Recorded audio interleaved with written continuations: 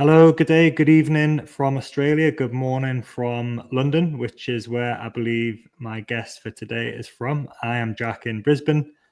We're here for the Tune Under podcast to preview the Crystal Palace game coming up. It's been a bit of a difficult week for Newcastle fans after the result a few days ago against West Ham. We've got Ian from the Crystal Palace podcast, the Red and Blue Review. You had quite a good result, Ian. There was a 2-2 at Villa, so you're probably in a bit of a happier mood than Newcastle fans at the moment. How are you going? Thanks for coming on. Morning, Jack, or evening, whatever time of day it is down under. Good morning, everyone. Ian Noble here from the Red and Blue Review. Yeah, we feel pretty good on the back of last week's draw at Villa. Always a tricky place to go. We haven't had much luck there down the years. I think just one win in the last 10 league visits or something like that. But we'd won there earlier this season in the League Cup. So we went there in a positive frame of mind, and we led twice. So when you draw a game and you're leading twice, you feel a bit hard done by, but we can't complain because we would have all taken a point before kickoff for sure. Yeah, and I know that you were at that game as well. So we'll talk a bit about Palace's form this season, a bit about the form last season, because it was a really, really good season, the back end of the season for Palace. But I like to sort of get a bit of insight into what's been going on at clubs from opposition fans. So with Palace, I'm always interested with the London clubs. I was talking to James Jones, who was from a West Ham podcast last week. And so it's kind of like we're having sort of London fortnight on the Tune Under podcast. But how does a smaller London club like Palace compete with, Arsenal, Spurs, Chelsea? How do Palace attract young kids or a new generation of supporters when you've got social media how it is and football how it is now, where there's so much attention on the big, more rich, more successful clubs? How does Palace manage with that competition and get the new fans in and get the enthusiasm going? It's a great question, Jack. I think it's easier now than it was when I was growing up. Palace, we've never had it so good. This is our 11th season in the Premier League, straight season. And prior to this spell, the longest we'd ever spent in the top flight was 4 years, which is bonkers. That happened on 2 occasions. And normally it was straight up and down again. We were a real yo-yo club for many years. So, the fashionable thing, if you were from London, anywhere in London boroughs, was to support one of those other clubs that you've mentioned. And of course, Palace lost out really because we didn't have the facilities as some of the other clubs did in terms of academy. And there are lots of players. I say lots. There's a few that I could name that are plying their trade through other clubs in London that were South London boys that really should have come through Crystal Palace, but didn't. But now we've invested in our academy. I've had the privilege of looking around the academy in Beckenham, and it is a Cat 1 academy. It's absolutely magnificent, the facility. The show pitch is the same size as Wembley, and the under 23s and the under 21s or under 23s, what is it? I don't know. Anyway, the youngsters play on that and the under 18s for most of their home games. And there's also a pitch undercover as well. And I think it's only one of 3 in the country. Stockley Park, and I think it might be Man City have got the other one. And so it's a real brilliant facility. So we're hopeful that over the coming years, we can attract the talent in South London to come through the academy at Crystal Palace to compete with the other London clubs. Because it's not just that side of it. It's the revenue on a match day. Our capacity is 25,000. You know what it's like up at St James's, 50 odd thousand. It does compare, but I was going to say it doesn't compare. It does compare, but the big grounds are fabulous, and there's a real noise when everyone gets going. So we find that part of it's tough to compete with as well. But we have plans for the new stand. It's dragged its heels, but we now have planning permission, and they hope a spade will go in the ground at the end of this season to add about 8,000 or 9,000 to the capacity of Selhurst Park. So, we sell out every week. It's ridiculous. And I pinch myself sometimes thinking, how can it be as good as this? But of course, you talk about young people, growing up. How do you attract them to Palace? There are lots of Palace fans, a generation of Palace fans that only have known us as a Premier League club, which is ridiculous. So, so that's sort of a long-winded answer to your question. I hope that helps. Yeah, and I'm guessing there's a family connection as well with a lot of young fans. So the dad's gone, the granddad's gone. That's Yeah. usually what happens. So, but definitely a big job to stop young kids going in a different direction. Even in Newcastle now, you see kids walking around in Man City shirts, and everyone is Newcastle crazy. Not as much lately because we've become good again, but yeah, it's a challenge, isn't it, for clubs like Palace? It's really interesting what you said there about the academy, because that's a really smart way to make money, isn't it? As well, you can set I up think so. an Yeah, academy definitely. Yeah, project, and definitely. in this world of sort of PSR as well, that's really Mm. so it's really smart ownership. And we'll talk a bit about the Palace ownership as well, and about Steve Parish in particular, because we had a bit of, or he had a bit of fun with Newcastle over the summer transfer window just gone. So you said that Palace were promoted to the Premier League in 2013. I think that was Ian Holloway, wasn't it, who got the Yeah, Ian first Holloway promoted? was Yeah, manager at the time. Yeah. and Palace have been a fixture in the top flight since then, like you said, for the first time that long in the history. Mm. So there was an FA Cup final with Alan Pardew. There was 2016. Yeah, yeah. remember it well. Yeah. There was a flirtation with a couple of sexy foreign managers. There was Frank de Boer, wasn't there, and Patrick Vieira. Oh, don't And then mention it. Oh, there was the warm embrace of Roy Hodgson a couple of times as well. So comfortable Uncle Roy, and then Oliver Glasner came in. So you've touched on this a bit already, but where are Palace as a club now, established Premier League club, and what's the ambitions for a club of the size of Palace? How far can Palace go? Well, we look with envy at our friends on the south coast, and they've had a season in Europe. I don't think it'll happen again, but Leicester City won the Premier League.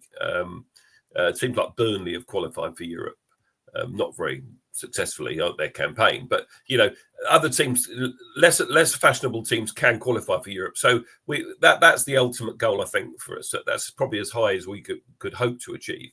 But if we finish in the top half, it's been a successful season. Now we managed that last season just because of that fast finish. But if we have a cup run, we're still in the Carabao. We're in the last 8 of the Carabao. We've got to go to Arsenal in December. But if we can navigate that one, then suddenly you're in the last 4, and you're looking at a cup final, and then it's anyone's game on the day, really. In a final, we've been to 2 FA Cup finals, lost them both to Man United. We've had other days at Wembley, of course, in playoffs and semi-finals. But everyone loves a day out at Wembley. So a good cup run, top half finish would be real success. It's looking increasingly unlikely this season, and we'll come to that, I'm sure, as to how we're doing this year. But that's what success looks like, I think, for anyone at the moment. Yeah. And Palace's ownership has shifted a bit over the last 15 years. I think back in 2010, Steve Parish was one of a consortium of businessmen. So there was 4 businessmen that bought a 25% stake each. Yeah. And then that included buying Selhurst Park back off Lloyd's Bank as well. I didn't know about this stuff till I was reading worked about for it Lloyd's before. Bank at the time. That was happy days. So that's good. Yeah. And then since then, there's been a bit of American investment, and John Textor is involved. So he's also the person who's involved with Leon, who are having a few problems, and he owns 45% of the club. That's Steve right. Parish is still the chairman, though, and it seems like he is the decision maker. So that's correct. How does this work for Palace? Is that the situation? So Textor is the majority shareholder, but Steve Parish is Textor still the man who calls the shots. Yeah, and I think Harris and Blitzer, they've got the similar shareholding. But Textor's a bit of a pantomime villain at the moment. He came in and he was all friendly. I remember seeing him in the garden of one of our home fan only pubs. With his family around him, buying all the drinks and chatting away. And I thought, do you know what? Okay, you're doing your best, mate. But he's not really a Palace fan. He's just in it for the money. He's into this multi-club ownership thing. He's got the Brazilian club. He's got Molenbeek in Belgium, who we've loaned players to, and now it's all gone pear-shaped for him in France. But most Palace fans would like to see the back of him. Now, interestingly, we have been linked with a Saudi consortium to buy his shareholding, and the Holmesdale fanatics, who you'll know about, are sort of core lads behind the goal, boys in black. They have banners, anti-Saudi money, dirty money, all that kind of stuff. Do you know what? Football fans don't really care too much where the money comes from, so long as the money is there and it's ploughed into the club and it brings success. that's what we all want for our clubs. So it will be interesting to see what transpires here with the ownership of Textor's shares. But yeah, I think anyone other than Textor at the moment would be good news. But you're right, Steve Parish, although he retains a minority shareholding, I think it's just 10%, he has the deciding vote. He's the man in charge, for sure. He's a great bloke. I saw him on the train coming back from Villa last weekend. He's sitting in the seat behind me almost. He's very approachable. He's thanked me before now, walking up the platform. Thanks very much for your support, mate. And thanks, Steve. My pleasure. But he's a top bloke, and he's got Mark Bright always on his side. Mark Bright is always there with him. He's sort of almost like a bit like his minder, really. It's a bit weird. But yeah, so that's the ownership at the club, and it's a bit of a strange one. But Steve Parish calls the shots. That thing you said about Textor when he was in the pub and buying drinks and things, that just gave me PTSD flashbacks of Mike Ashley, because that's exactly what he did at the beginning when he first bought Newcastle. And actually, it's what a couple of the current chief executive likes to do, that stuff as well. So I think that they've got to be careful with that, haven't they? Because it's a sort of easy way to try and get popular. But like you said, as soon as decisions start happening or things, they're making popular decisions, football owners and decision makers. So they have to be careful with that. So Leon are in real financial trouble from what I understand. And there was talk at one point that John Textor wanted to buy Everton as well. He was before the Friedkin group came in. So are Palace in an official multi-club arrangement, or is it just something that's tied together by Textor's shares in all of these different clubs? Yeah, it's the latter. We're not in a multi-club ownership. I don't think anyone else at Palace is particularly interested in this. It's only John Textor. Yeah, okay. And what you were saying as well about the home sale fanatics, football fans, they're just, we're all hypocrites, aren't we, really? Like, it's all very well. We sat there as well before we got bought out and said, foreign money and dirty oil money and stuff like that. But stick it in front of a group of fans and they might have a different opinion about it if they think it's going to bring them success, even though there's no guarantee that it will. Absolutely, yeah. 100%. Yeah, so interesting to see what happens with John Textor. So let's talk about Dougie Freedman for a minute. Newcastle had a real crack at pinching a couple of Palace's employees. Very unsuccessful this summer just gone. You wanted Freedman, didn't you? You wanted to take Dougie Freedman. Yeah. We tried and failed to poach Dougie Freedman before we went and got Paul Mitchell, who's our director of football now. But Freedman, he's got the playing history with Palace, and he was a popular figure because he was such a good player, and he seems to be good at his current job. He's very well regarded. What does he do, and what's the scope of what he does in his role currently? Okay, well, as far as I understand it, the success has come from scouting top players in the Championship. So if you look at Michael Elise, came from Reading for 8 million, I think.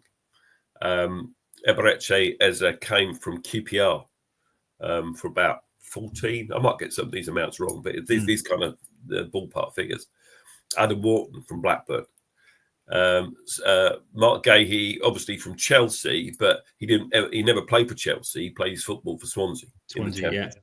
So you get the picture. It's scouting the Championship for the talent there. So I think it's a wise thing to do because we played it at that level. Dougie's managed the club at that level, albeit he walked out on us because he was offered the dollar by Bolton Wanderers. But I think most Palace fans have just about forgiven him for that now.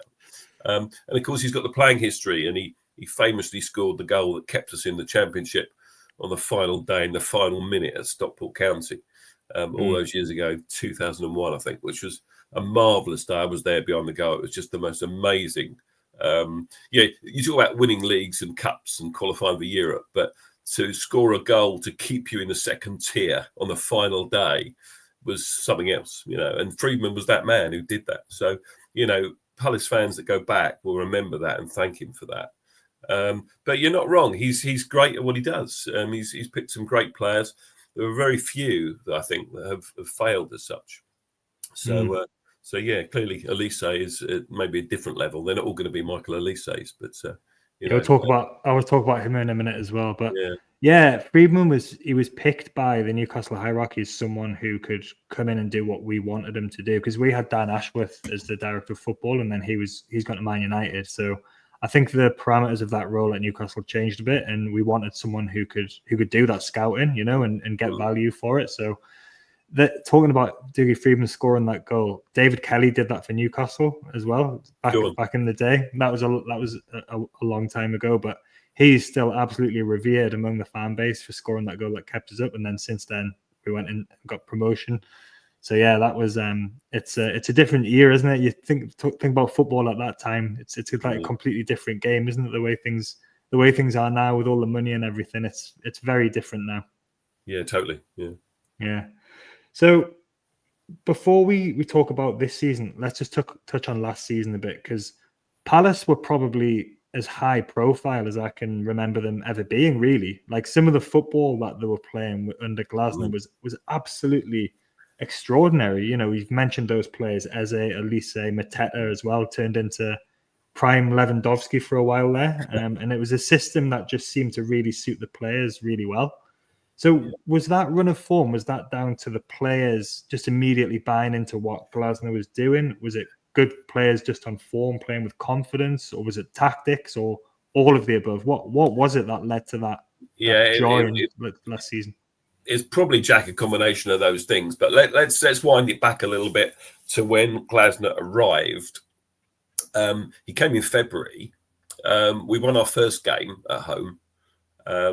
Burnley, I think it was, not sure. And then we went on a 6-game winless run. You know, I remember us losing 1-0 at Bournemouth on a rainy Tuesday night. It was horrible. And you're thinking, oh, goodness me, you know, we're really going to struggle still. And then it was the win, I think it was at Anfield. We won 1-0 at Anfield. And it was a brilliant day out. And then that was the first of the 7 games undefeated with 6 wins out of 7. The only blip was the draw at Fulham. And of course, you were victims at Selhurst. We'll have a repeat of that on Saturday. Would be great. I'll take that all day. And the goal, I watched it back. Funny enough, someone tweeted it. I don't know if it was the first or the second goal, but Eze played it into Mateta. He plays it to Jordan Ayew, who 1-2 luck off the wall, and he just past the last man. He couldn't miss it. It's a fantastically worked goal. So I think, you know, success breeds success, doesn't it, in football? You know, when you start winning, and this is our problem at the moment. You know, to come back to this season, you know, we haven't had that winning feeling, and therefore the confidence is down. You know, the ability is still there. We've got the players. You know, the only person we're missing from last year really is Elise. You could argue Anderson as well, but we've replaced him. We can talk about that, but it's all about the confidence, and you know, we had that confidence at the end of last season. And it's worth saying as well that Marc Guehi wasn't any part of that.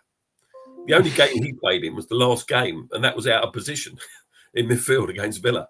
You know, he wasn't part of that. You know, we played without him. We had Nathaniel Klein as one of the 3 centre backs throughout that run, which is bonkers. So you know, we had to win games to stay in the division, and we managed to do that. And then it just snowballed, really. It was bonkers. Well, supporting Palace has always been a roller coaster. I've said this many times on our podcast, you know, and we were at the highs in the last season, and we're, you know, a bit of a low now, and we're hanging on for dear life a little bit. But you know, it's always been like that, and I think it always will be. I think as well, being a football fan, the journey, isn't it? The journey is sometimes the best bit, and you don't realize that at the time. I think maybe as you get a bit older, you do, and it's younger fans that just don't realize that. Enjoy the journey. We had 2022 to 23 when we came 4th and we got into the cup final. And I remember saying in that season, we need to enjoy this because there's no guarantee that we're going to do this well again next season. This is just brilliant. You know, we're beating teams, we're playing brilliant football, we're scoring loads of goals. Newcastle have never won a trophy in my lifetime. I just want us to see us win 1 trophy in my life, and then I'll be happy. I'm convinced of that. Yeah. So the journey, isn't it? Like, and Palace had such a good, exciting journey in that short spell of last season. And, you know, Glasner had won a European trophy as well. So a Premier League club like Palace can attract a European Cup winning manager now, you know. Michael Elise, how good was he to watch? He must be one of Palace's best players that they've had in the last, I don't know, 20, 30 years maybe. Yeah, and you know, some would say he was the best. You know, others would argue that, you know, Zaha's that man who would take that accolade. But he was with us for just, you know, two or 3 years, and you know, he just proved how very good he was to command that move to Bayern Munich. We'll watch with interest how well he does with Bayern, and how he takes his international career on, because he hadn't been capped by France when he played for us, but he has now. So look, it was one of those jewels that we found. You sift through the mud to find those jewels, and he was one of them for sure. Yeah, he was great. I remember watching him against Man United a couple of times, and he was just outstanding, best player on the pitch. He was really good to watch. Yeah, unplayable at times, unplayable. Yeah, he started quite well at Bayern, I think, as well. So I think he had a release clause as well, didn't he? Which was part of why. Yeah, that's part of why he came to Palace in the first place. Yeah, sure. So doing so well and having that success like Palace had last season means that the vultures start to circle for your best and brightest talent. Elise has gone to Bayern.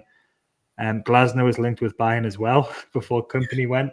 Yeah. And most notably, of course, we came in for Marc Guehi after he'd got into the England team and played well at the Euros. Like you just said, he wasn't part of that success for Palace, which I didn't actually realise that. I just assumed he was. And then he stepped into England and he did well. But this was the most boring transfer saga of the summer, possibly ever for Newcastle. It just dragged on and on and on. There was people saying one thing. There was a journalist at the Daily Mail seemed to have an inside line to whoever was leaking what was going on.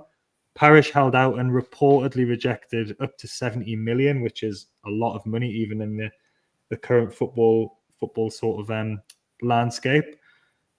Talk to me about Marc Guehi's ability as a player then. Is he worth that sort of money? And what did you make of Palace's hardline stance over the transfer in the summer? Yeah, well, I think we did well to hold on to him. That's the first thing to say. He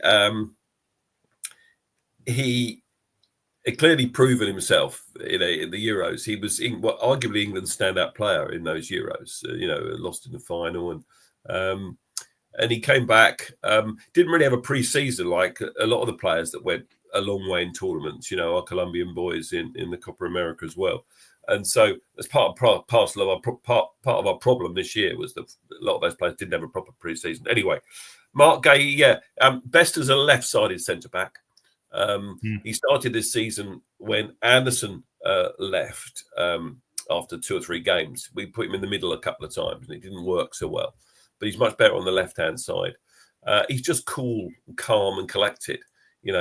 Bobby Moore-esque at times in terms of just the coolness of being able to intercept a ball and look up and pass it, simple ball, and nothing too flashy.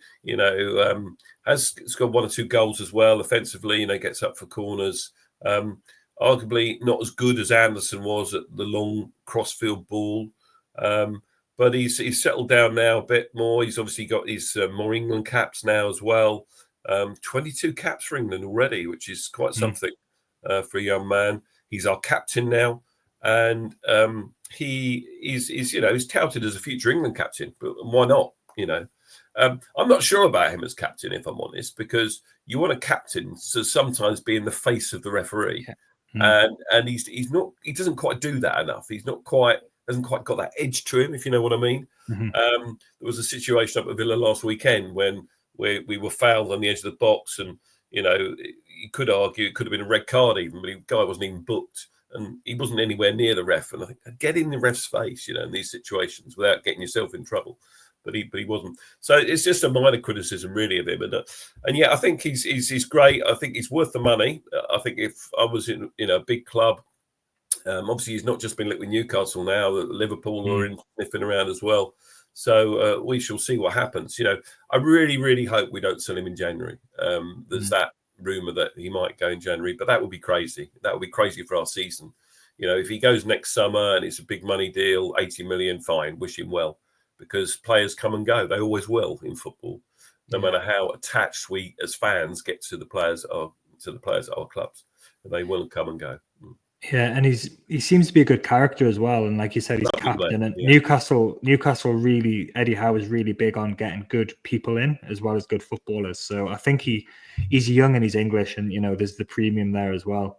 So it was really frustrating for us because it was every day there was another story about another 5 million and the goalposts being changed. And it depends on if Palace sell Anderson or get the defenders that they were trying to sign as well. And then was it one of them got injured as well in the cup game before the end of the transfer window? One of the new Palace defenders. Shadi Riyad. He's still just coming back now. But yeah, we got Richards in, obviously Chris Richards, and Max Lacroix, who looks the business. Actually, he had a great game at Villa last Saturday. Really played well, fantastic football. So we've got and Trevor Chalobah's on loan from Chelsea. So I'm not sure about him, but that's the back three at the moment. You know, and that's a great back three. Really happy with that. You know, Anderson, you know, again disappointed to see him go in some ways, but good player. He wanted double his salary. You know, he wanted a 5-year deal. It was too much, really. And I think we took a stand and said no. And Fulham said, "Here's the money," and he said, "Thanks very much." He'd had history with Fulham as well, so he went. And we waved him goodbye.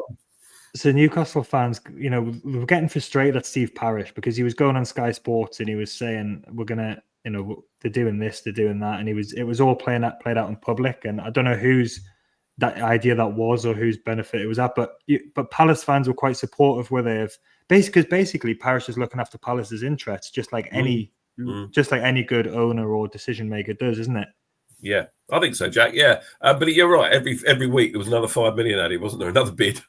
It's getting a bit boring now, guys. You know, but there was a time when I thought, oh yeah, he's got to go this time. You know, but he didn't. But you're right. He's a very, I think he's a very humble, quietly spoken guy, you know, off the pitch, and he's got his roots, you know, very, very, very close to his family. They're all South London people, so I think it would have to be the right deal to get him away from South London or London, let's say.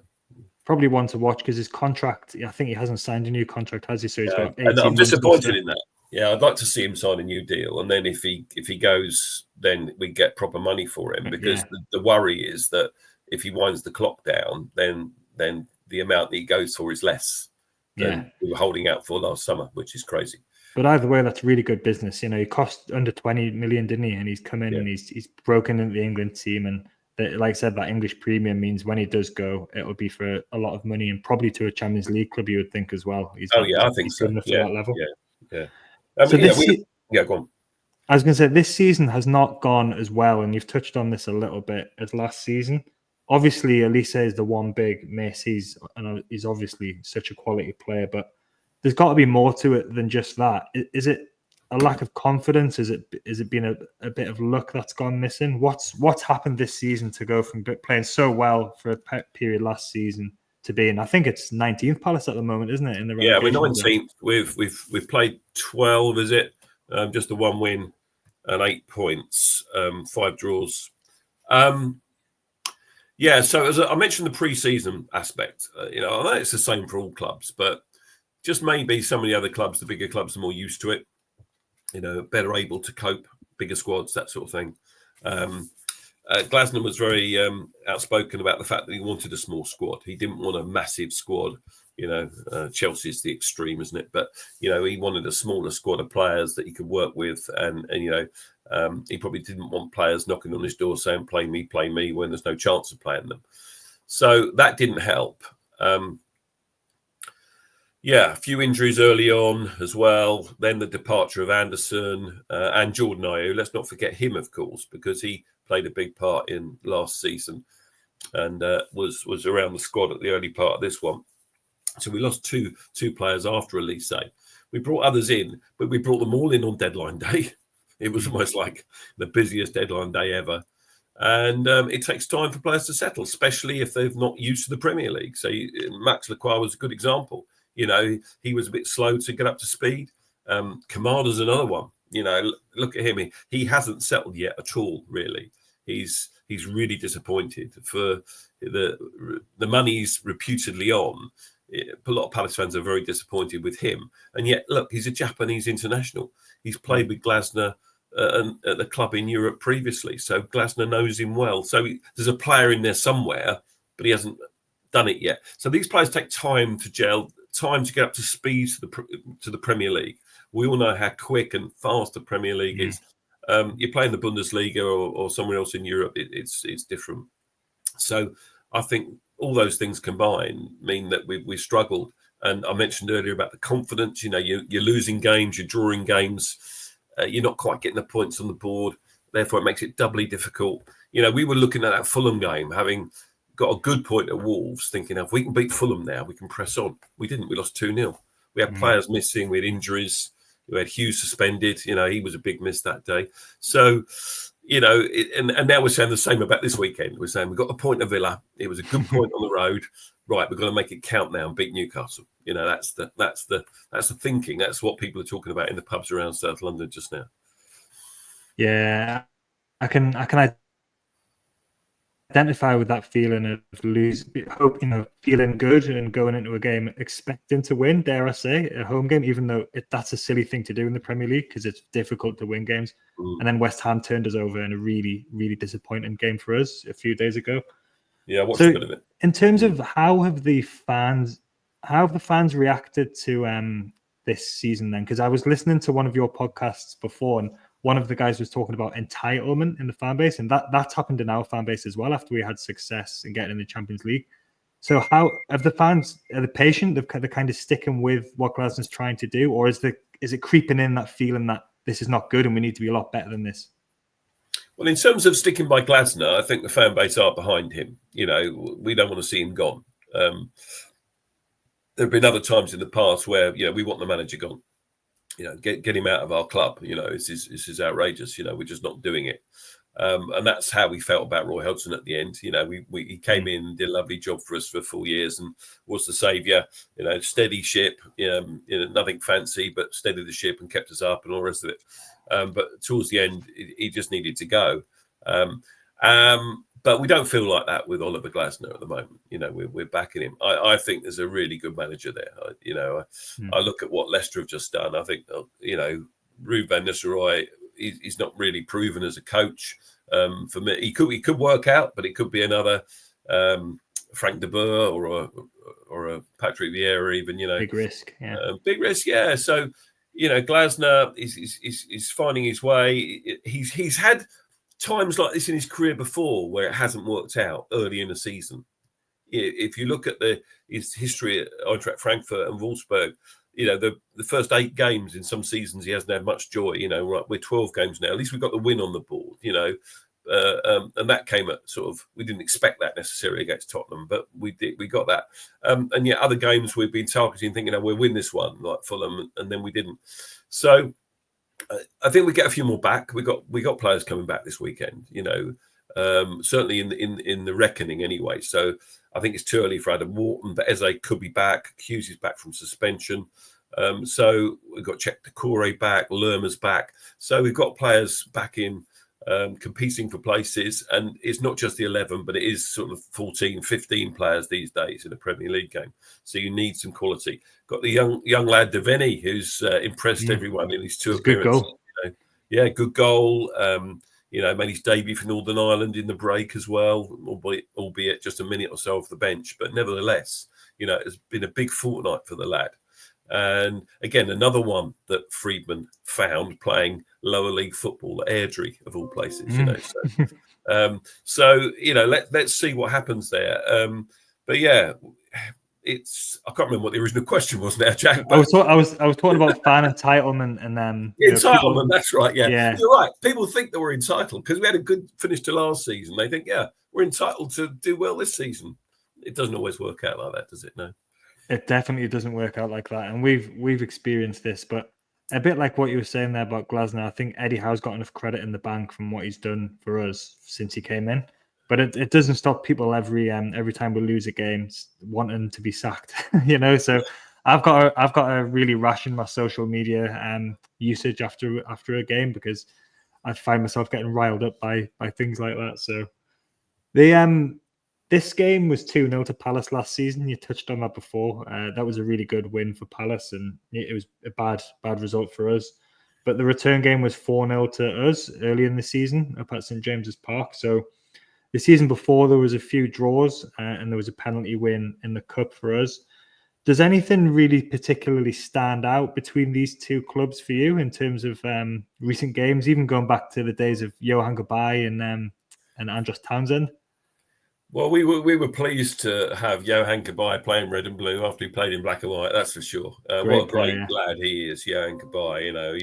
he's blessed both our clubs, hasn't he, with his presence? Great lad. Townsend as well, of course.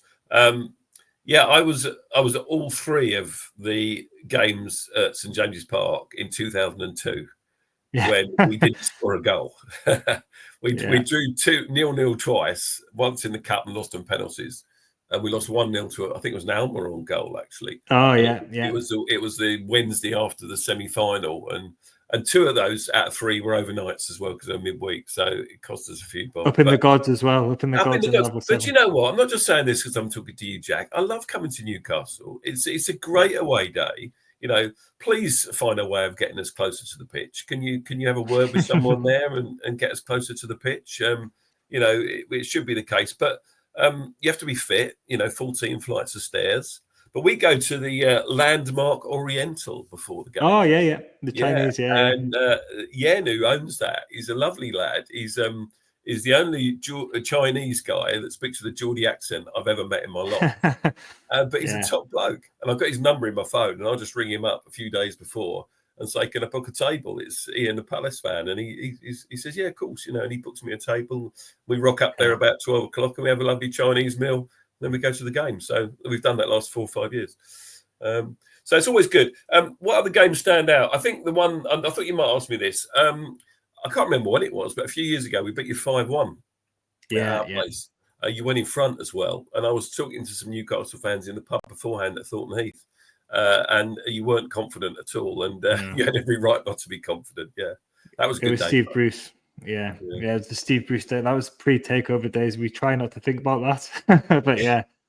That's nice that you say that about coming to Newcastle. It's a good train journey up as well, isn't it? That's the thing. It's just a nice amount of time. You have a drink and get in there, and I'm biased, but it's a welcoming city for away fans as well. There's nowhere that away fans are not welcome. So you're right, and it's nice and central as well. I hate going to Old Trafford.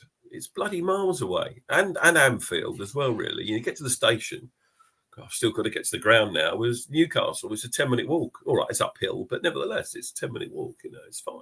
I think there is a plan with the new stadium to move away fans, and I think it'd be better for the atmosphere as well to have them closer to the pitch. I actually think it's a Premier League rule that they have to be by the pitch, but I don't know how we've managed to get an exemption from that. How have you done that? How have you done that? Have you got any influence at all, Jack? Sort it out. I'll get the owners listening to the podcast and see what they say. So this game coming up, you've just said Palace are coming off the back of a really good draw. So if you can turn that into a win against Newcastle, that's 4 points against two teams that have got European ambitions. For us, we need to try and put it right after the West Ham result. That was such a kick in the teeth for us because we could have gone, I think, 1 point behind second place or third place with that. But we've been so inconsistent this season. Just when we've got a little run going, something's happened and it's gone bad. Or the start of the season, we were playing badly but winning games, and then we started playing better but not winning games. And I think we're the fourth lowest goal scorers in the league as well. If you were talking to Eddie Howe, not that you would tell him secrets of how to beat Palace, but how are Newcastle going to hurt Palace in this game, and what can Palace do to hurt Newcastle? Well, that's a good question. I think we can get at you in terms of the press. That's the key thing that makes us a bit better than we had been up until in the few games that we weren't very good. We weren't pressing as hard and as quickly and as high as we should. I think we can get a bit complacent on the ball at the times at the back. I mean, there was the Lacroix gave the ball away for Fulham's opener. It was a silly mistake. That you need to cut those mistakes out when you're in the Premier League. There's no forgiveness at all because everyone is so good. But I think the first goal is really important. On Saturday, I nearly said tomorrow, but on Saturday, I think it's really, really important that first goal. I think in terms of how you can hurt us, we'll just have to be mindful of your top players, Isak, Gordon, and make sure we're tight on them. Don't give them any space. I think that would be the message. But we can hit you on the break. We prove that. If you play a high line, I don't know if you do. I should know that. I don't. But if you play that high line, we can get in behind you pretty easily at times. But the home crowd, can get on their back at if it's not going to plan, and that doesn't help. But yeah, first goal is important. So Palace more of a sort of not counter-attacking side, but they're happy for other teams to have the ball and then press high, try and get the high turnover, because that's what Newcastle did really successfully under Eddie Howe a few years ago. So this could be two teams who are, because to be honest, we're still better when the onus is not on us to break someone down. So away game might actually suit us a bit, where there's pressure on the home team to play a bit, and then we can. That's what we did to Forest a few weeks ago, and we seem to struggle at the moment against clubs that sit in and teams that sit deep. But I think that the German style seems to be that pressing, doesn't it? And it's what sort of like the Klopp style, and Ralph Rangnick was another one, that high press, and that seems to be what Glasner's team he comes from the the same best stable as these guys. He's Austrian like Rangnick, and he's been. Someone said about him he's the best German-speaking coach since Klopp, or alongside Klopp, which is quite an accolade. But yeah, we are more comfortable at times without the ball. But when we do get it, it's about moving the ball quickly as well. I think we started to move the ball a bit more quickly at times. And if you look at our first goal against Villa, we moved the ball really quickly through the lines, and that's what created the opportunity really. Yeah, it was a lovely finish as well, wasn't it? So does he go? I know formations don't really happen in football anymore. They're very fluid, and you don't know what's going on really unless you've got an understanding of it. But does he kind of set up in a 4-3-3 or 4-2-3-1? No, what's the setup? 3-4-3 really. The wing backs Munoz and Mitchell play quite high. You've got three centre backs, as I said, Chalobah, Lacroix, and Guehi. Hughes will play, I'm sure, in the middle. Likes to play two pivots, sort of 2 6s, if you like. Adam Wharton, when he's fit, I think it's too early for him tomorrow. I don't think he'll be back this weekend. And then Mateta up top. Sarr will keep his place, hopefully, because he deserves to keep his place. And he will take the place of Devaney if he comes back. And then the other one in the middle is probably going to be Doucouré or Lerma, not sure which. But that will be my predicted lineup, I think. Obviously, Hendo in goal. Because Newcastle probably set up in this 4-3-3, which, and I'm starting to wonder whether it hasn't been as successful. And we've got Tonali as well now, so he's struggling at the minute to get Bruno and Tonali into the same team. Which, when you've got sort of a 60 million Italian international who's starting games for Italy, he's going to have to try and find a way of getting them both in. Bruno went off with a knock the other day, and so did Willock. So yeah, it'll be interesting to see what happens in that midfield, because that's where, when we play well, that's where we tend to dominate. We've got Joe Linton, big and strong, and when Bruno plays well, that's we're onto a winner there. So we're always dangerous with Isak up front as well. Callum Wilson's back fit as well now, so yeah, we've got a few options. So very interesting to see tactically what happens with this one. Should be a good game, shouldn't it? Really, I think if it's as good as the game at Villa last week, we've got a nice football match in front of us for sure. And what's your prediction for it? I usually like to get a prediction, and then we can go back to it afterwards and 2-1. I'm going 2-1 Palace. 2-1 Palace. 2-1 Palace. Home win. We need a win, but I'm going for a home win. 2-1. All right. Well, it's 1 o'clock in the morning.